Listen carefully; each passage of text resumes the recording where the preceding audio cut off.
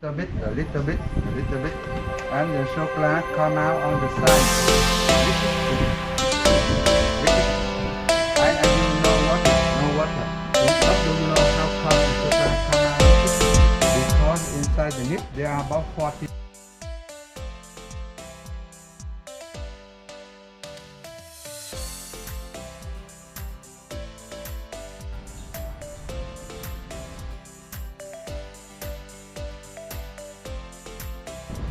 Okay, good morning. So, still dark and I'm up, it's like 5 o'clock in the morning.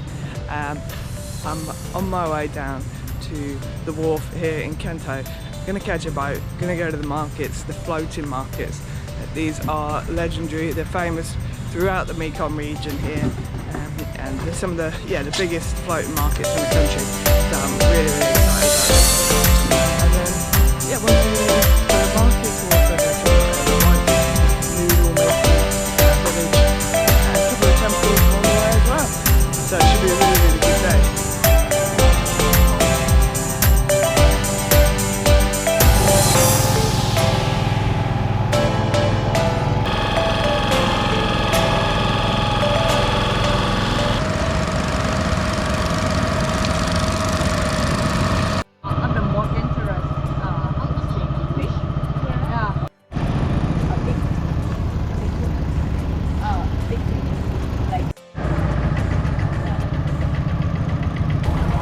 Okay, so 6 o'clock in the morning, absolutely beautiful, and it's time for breakfast on the floating markets.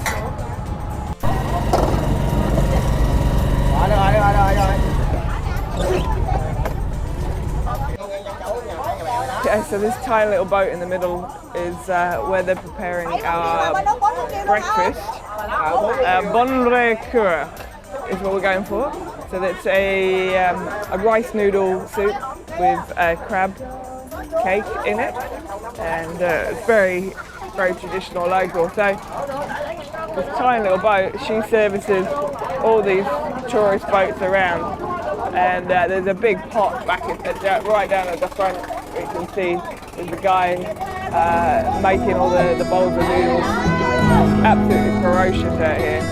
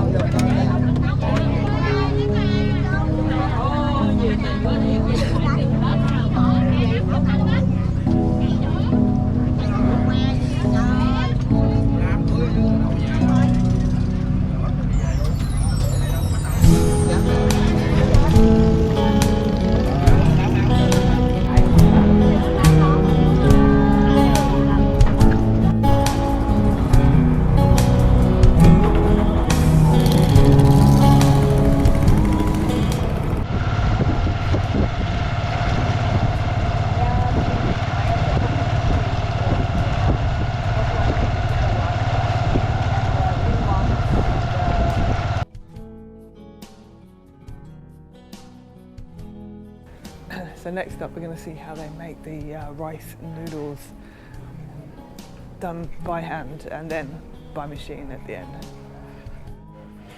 Alright, so this is the proper rice making. So they use the husks of the rice to fuel the fire to steam the rice pancakes.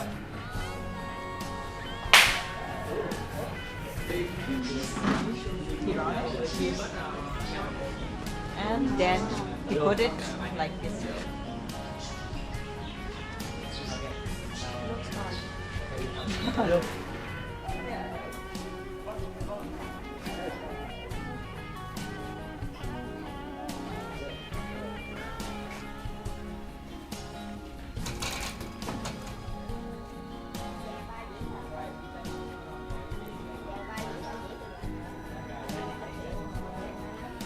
And then these get dried out here for 4 to 5 hours.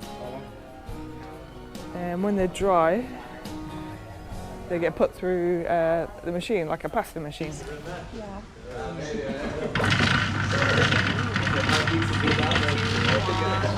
Yeah, put it in the same color. Alright, all the different colours of noodles, and they're all completely natural. So we've got beetroot, turmeric. This one's made with a flour, obviously natural pandan, dragon fruit, and then this weird thing here.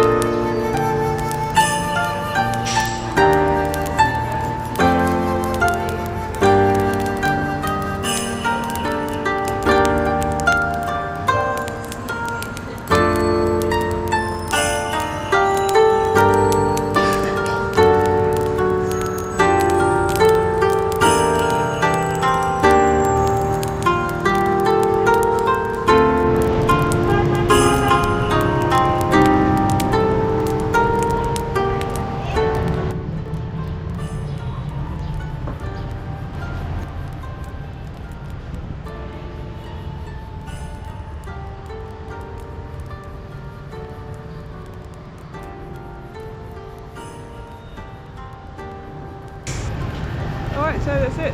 End of the tour. Absolutely fantastic. Loved it. Loved the floating markets. You're going to get killed crossing the road. Yeah, and the guide was fantastic. And this is just booked through my hostel. Just very chilled and very relaxed. Great way to start the day. Watching the sun coming up on the river. It's absolutely beautiful. And watching the mayhem of the markets. So yeah, highly recommend. Highly recommend just getting out, seeing the markets, but seeing it, got to be on a boat. I think that's the way forward. Yeah, it's fantastic. Okay, good morning. So today I hired a bike and I'm going to go exploring the outskirts of Kanto, and yeah, it's a very culinary sort of area. So we've got a cocoa farm to go to. Try not to get run over. Yeah, we're going to go see a cocoa farm, a cocoa plantation, making chocolate, and also a rice noodle house that makes its own rice noodles by hand. And yeah, we get to just travel around these little country lanes here, like this, through tiny little villages, and yeah, just really see the local way of life. And really nice way to get around. It's dead flat around Kanto because we're in the Mekong Delta area, so it's all around the rivers and the canals. Yeah, I think it's going to be an absolutely beautiful day.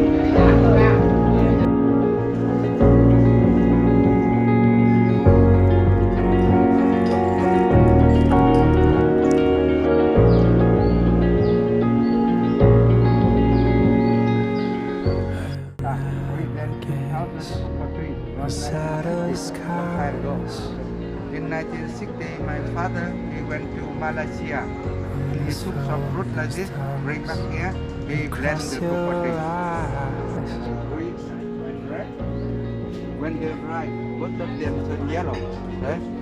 A red one, a dry turn yellow. If you like, you take the whole bean and you eat the white, it's same mango, same lychee. A little sweet and a little sour. It's been 7 days. Ferment 7 days. This just a 2 days. Now you smell acid, you smell sour. After 7 days, often you smell alcohol and gone. In Vietnam, the people used to have coffee, cafe. But now the people they don't use.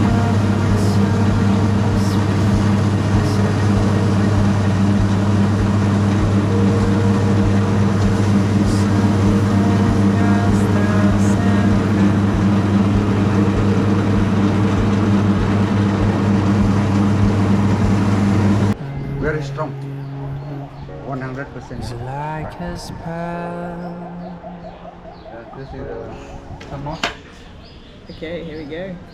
So, cocoa made from the cocoa beans here on the farm. 1 hectare farm. Been running since about 1960. It's a family-run farm. They've got about 1,000 trees. Nice.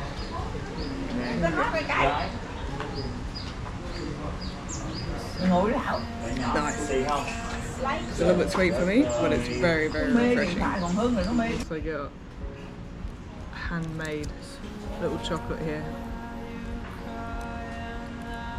Can't even get into it. Okay. Wow. Hope you can see this. It looks so rustic. It's got a P in it. It's got a P on it. P for pen. Here we go.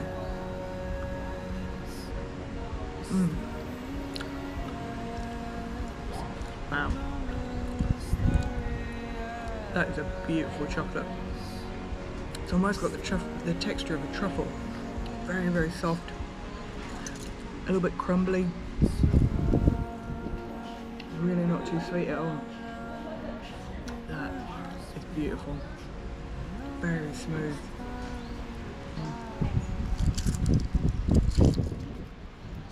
Oh yeah. This place is amazing. I love it. Mr. Bean, as he calls himself, it's just amazing. I think the way that he has just self-taught how to make chocolates, and that chocolate is absolutely beautiful.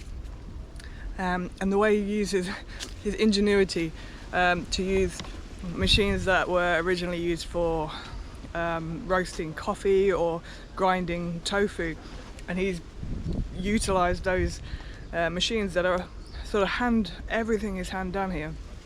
He's utilised them for his own purpose to make chocolate here on this incredible plantation, and he loves it. You can tell he loves it. He loves the handmade process. And it's so lovely, and you can just see the passion, and it shows in his chocolate. It's stunning. It really is so simple. That little chocolate I had is literally, it's just chocolate and sugar. That is it. 2 ingredients, 70% chocolate, 30% sugar, and it's absolutely beautiful.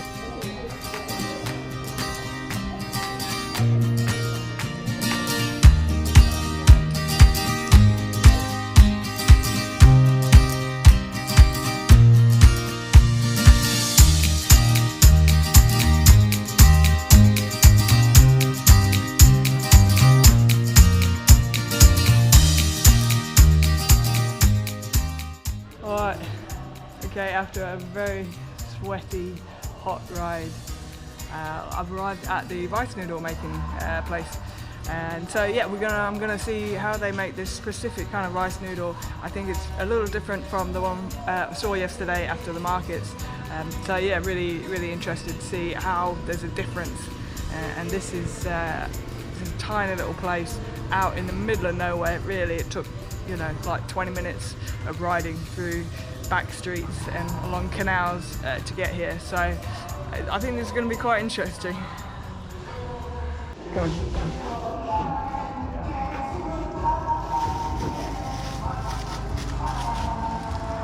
Cái bột mình sẽ cho vào đây là cái khuôn bánh, đậy cái bít tông nẹp xuống.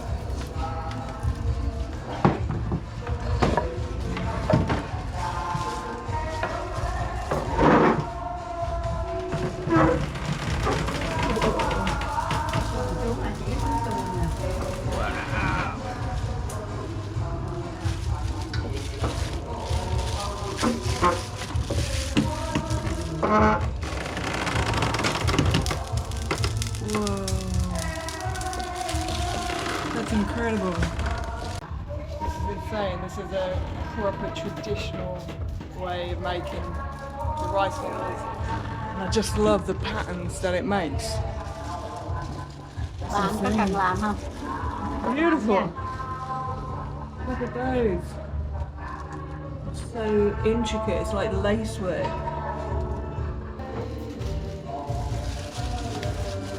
Guys, my turn, have a go. Let's see how much I can mess this up.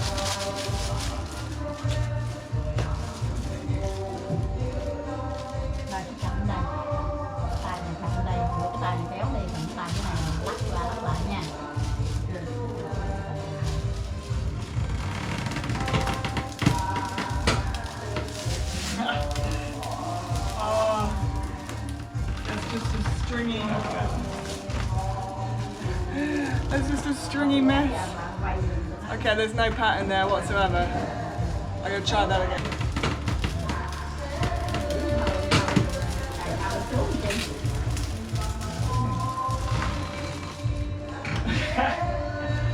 It's a little bit better, but not much better. Third time lucky, here we go.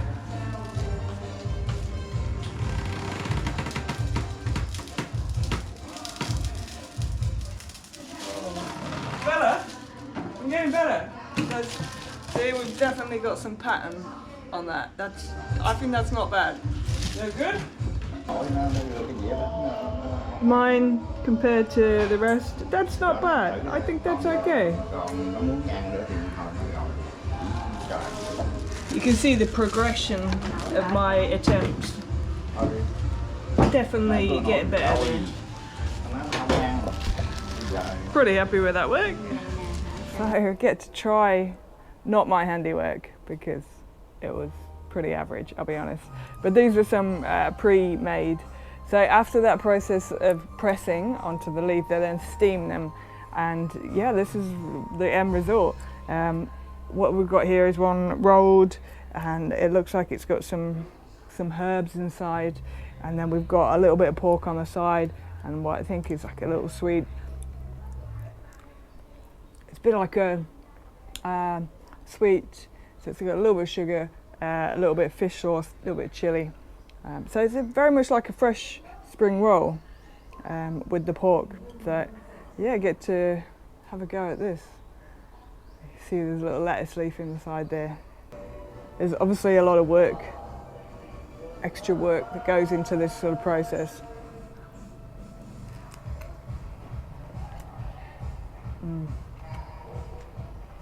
It's so fresh.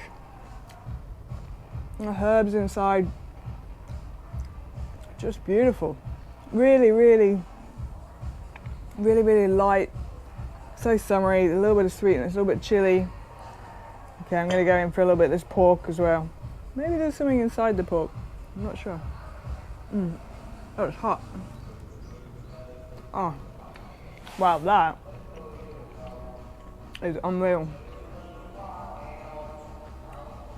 Wow. So is it a roll? It's rolled pork, but it's fatty. It's not salty, it's very savoury. It's got so much flavour without being salty. That's amazing. Wow, what an experience. I've loved it. I think it's well worth taking the time to come out here and yeah, just to see how they make this in the traditional way. You know, it doesn't get more rural, more local. These are home businesses and they're doing it the traditional way. And it's absolutely beautiful.